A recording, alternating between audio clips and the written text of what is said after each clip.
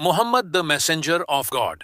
कहानी पैगंबरी के 10वें साल में शुरू होती है। मुसलमान बहुत मुश्किल में हैं। काफिर कुरैश ने उन्हें शब अभी तालिब की घाटी में फंसा दिया है। पहाड़ों के बीच यह सूखी घाटी जेल बन गई है। बाहर से न तो खाने पीने की इजाजत है, न खरीदने बेचने की, न ही रिश्तेदारी की। फिल्म के शुरुआती सीन में हम बच्चों को भूख से रोते हुए देखते हैं। माएं परेशान हैं, लेकिन साथियों के चेहरे सब्र से भरे हुए हैं। एक सीन में हजरत हमजा, अल्लाह उन पर खुश हो, शहर जाते हैं और उनका मजाक उड़ाया जाता है कि वह नकाब पहनकर क्यों घूम रहे हैं। वह जवाब देते हैं कि वह खुद को धूल से बचा रहे थे। मैं दुश्मनों से आमने सामने बात करता हूँ। इस बीच मक्का के सरदार अब्बू सुफियान ने ऐलान किया है कि वह सुबह मोहम्मद सल्लल्लाहु अलैहि वसल्लम को खुद मार डालेगा। वह अब्बू तालिब से कहता है कि तुम्हारा यह भतीजा शहर में फसाद फैला रहा है। अब्बू तालिब ने सख्ती से जवाब दिया कि वह मेरी हिफाजत में है, जो भी तलवार उठाएगा वह मेरी तलवार का सामना करेगा। लेकिन कुरैश के सरदार एक हो गए। उन्होंने अब्बू तालिब को दार अल नदाव बुलाया और धमकी दी कि अगर मोहम्मद ने अपना बुलावा नहीं छोड़ा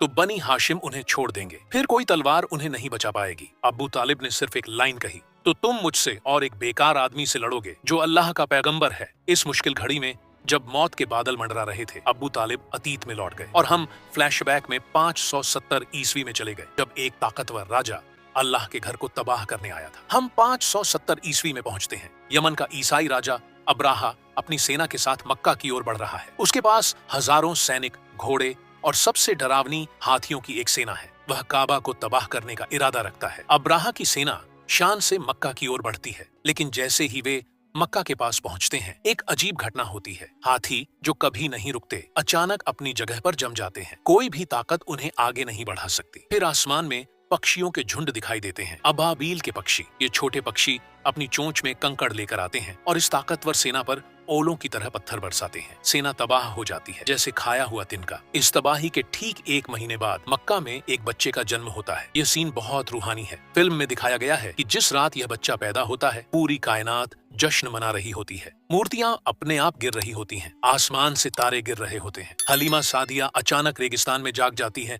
उन पर एक अजीब सा एहसास छा गया है और आपके दादा हजरत अब्दुल मुत्तलिब, जो काबा के रखवाले हैं, इस बच्चे को देखकर खो जाते हैं। उन्हें लगता है कि यह कोई आम बच्चा नहीं है। उनके दिलों में एक रोशनी आ जाती है। वे बच्चे का नाम मोहम्मद रखते हैं, जिसका मतलब है तारीफ की गई। लेकिन यहाँ फिल्म में एक नए और बहुत जरूरी किरदार की एंट्री होती है। सैमुअल, जो एक यहूदी विद्वान है और उसे तोराह की भविष्यवाणियों की गहरी जानकारी है। सैमुअल पहला इंसान है जिसे पता चलता है कि जिस आखिरी नबी के आने की भविष्यवाणी की गई थी वह पैदा हो गया है। वह आसमान में तारे गिरते हुए देखता है और निशानियां पढ़ता है। उसकी आंखों में एक अजीब सी चमक है जिसमें जिज्ञासा, डर और शायद जलन भी है। फिल्म में सैमुअल को एक मुश्किल किरदार के तौर पर दिखाया गया है। वह न सिर्फ इस बच्चे को ढूंढ रहा है, बल्कि वह यह भी जानता है कि यह बच्चा भविष्य में एक बड़ा संदेश लेकर आएगा। वह अपने साथियों से कहता है कि जिस बच्चे के निशान आसमान में दिख रहे हैं वही अगला नबी है और उसके आने से पूरी दुनिया बदल जाएगी। सैमुअल और उसके साथी मक्का में फैल जाते हैं। वे हर उस घर की तलाशी लेते हैं जहां हाल ही में कोई बच्चा पैदा हुआ हो। वे दाइयों से पूछते हैं, वे कबीलों से पूछते हैं। उन्हें डर है कि यह बच्चा उनके धर्म और उनकी ताकत के लिए खतरा बन सकता है। इसी बीच हजरत अब्दुल मुत्तलिब को खबर मिलती है कि कुछ अजनबी लोग शहर में एक खास बच्चे की तलाश में घूम रहे हैं। उन्हें समझ आता है कि ये लोग उनके पोते को ढूंढ रहे हैं। उन्हें चिंता होने लगती है, क्योंकि उन्हें पता है कि यह बच्चा कोई आम बच्चा नहीं है। यहाँ फिल्म का एक खूबसूरत सीन है। हजरत अब्दुल मुत्तलिब अपनी बहू हजरत अमीना से कहते हैं कि बच्चे को शहर से दूर ले जाओ, उसे छिपा दो। वह कहते हैं, अगर तुम उससे प्यार करती हो तो उसे गुमनाम रहने दो। यह एक पिता का दर्द है जो जानता है कि उसका पोता खतरे में है। हजरत अमीना बच्चे को लेकर रेगिस्तान की ओर निकल पड़ती है। वह हलीमा सादिया को ढूंढती है, जो बनी सादिया कबीले से है, एक कबीला जो शहर से दूर रेगिस्तान में रहता है और अपनी अच्छी अरबी के लिए मशहूर है। हलीमा सादिया एक गरीब औरत है। उनका घर सूखा है, अकाल पड़ा है। उनके पास न खाना है न पानी। उनका ऊंट दूध नहीं देता। लेकिन जैसे ही वह बच्चे को उठाती है,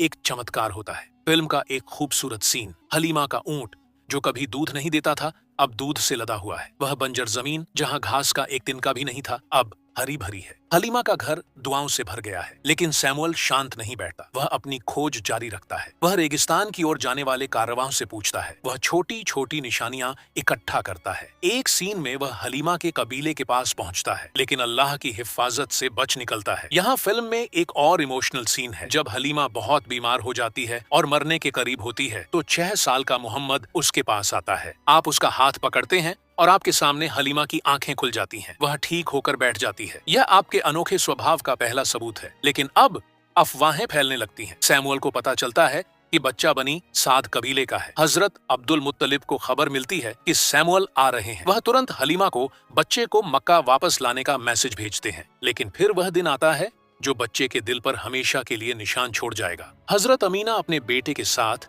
मदीना से मक्का लौट रही थी, जहां वह उनकी बेबी सिटर थी। रास्ते में मकाम अबवा में वह बीमार पड़ जाती हैं। फिल्म का यह सीन बहुत दर्दनाक है। 6 साल के मोहम्मद अपनी माँ के बिस्तर के पास बैठे हैं। अमीना जानती है कि वह ज्यादा दिन नहीं जिएंगी। वह अपने बेटे को देखती है, उसके बालों को सहलाती है और फिर उसकी आंखें हमेशा के लिए बंद हो जाती हैं। इस अनाथ बच्चे के आंसुओं को देखकर कोई भी सब्र वाला इंसान बर्दाश्त नहीं कर सकता। अब इसकी देखभाल की जिम्मेदारी आपके दादा हजरत अब्दुल मुत्तलिब पर आती है। वह आपको काबा के पास बिठाते हैं, आपको ज्ञान की बातें सिखाते हैं। लेकिन वह भी ज्यादा दिन नहीं जीते और वह भी काफी बुढ़ापे में मर जाते हैं। मरने से पहले अब्दुल मुत्तलिब अपने बेटे अब्बू तालिब को बुलाते हैं और कहते हैं कि यह बच्चा तुम्हारी देखभाल में है, इसकी रक्षा करना, क्योंकि यह कोई आम बच्चा नहीं है। और इस तरह अब्बू तालिब इस अनाथ बच्चे के गार्जियन बन जाते हैं। अब्बू तालिब एक व्यापारी है। वह एक व्यापार कारवां लेकर सीरिया जाते हैं और अपने भतीजे को भी साथ ले जाते हैं। रास्ते में वे एक तटीय शहर से गुजरते हैं। यह शहर बहुत ज्यादा गरीबी से जूझ रहा है। लेकिन यहाँ एक और अन्याय है। फिल्म में दिखाया गया है कि इस शहर का मूर्ति पूजक मुखिया अपनी देवी को गरीबों की बलि देता है। वह लोगों को पकड़कर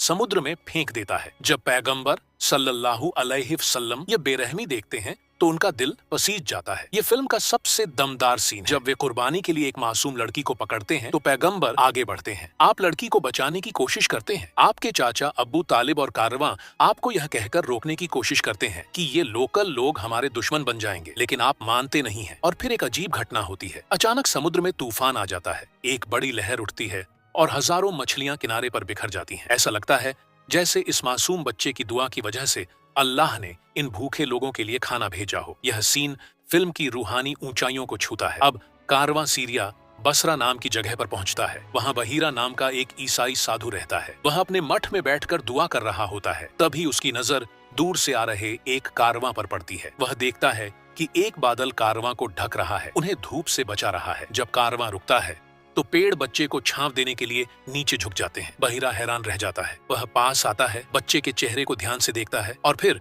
उसकी पीठ पर नबी की मुहर पाता है। वह तुरंत पहचान जाता है कि यह आखिरी नबी है जिसके आने की भविष्यवाणी इंजील में की गई थी। लेकिन यहाँ फिल्म में एक और ट्विस्ट आता है। बहीरा अब्बू तालिब से कहता है, इस बच्चे को तुरंत वापस ले जाओ, यहूदियों ने उसे पहचान लिया है। सैमुअल तुम्हारे पीछे है, वह उसे नुकसान पहुंचा सकता है। फिल्म वहीं खत्म होती है जहां कहानी शुरू हुई थी। शाब अबी तालिब पर लौटते हुए अब हम समझते हैं कि कुरैश की घेराबंदी में मुसलमान इतने सब्र वाले क्यों हैं। ये सिर्फ एक इंसान का प्यार नहीं है, बल्कि एक ऐसे इंसान का प्यार है जिसके आने के आगे कायनात झुक गई, जिसके जन्म पर जुल्म की मूर्तियां गिर गईं, जिसकी दुआ पर भूखों को खाना मिला और जिसके सामने पेड़ झुके। और सैमुअल वह किरदार जिसने पूरी फिल्म में बच्चे का पीछा किया, जिसने इशारों को पहचान लिया था लेकिन शायद सच को मान नहीं पाया। वह इतिहास के पन्नों में खो गया है, लेकिन उनका किरदार फिल्म को एक रोमांचक मोड़ देता है और दिखाता है कि सच के आने से पहले ही झूठ की ताकतें उसके खिलाफ खड़ी हो जाती हैं। फिल्म में सैमुअल का किरदार सिर्फ एक एंटी हीरो नहीं है, यह इस बात का प्रतीक है कि पैगंबर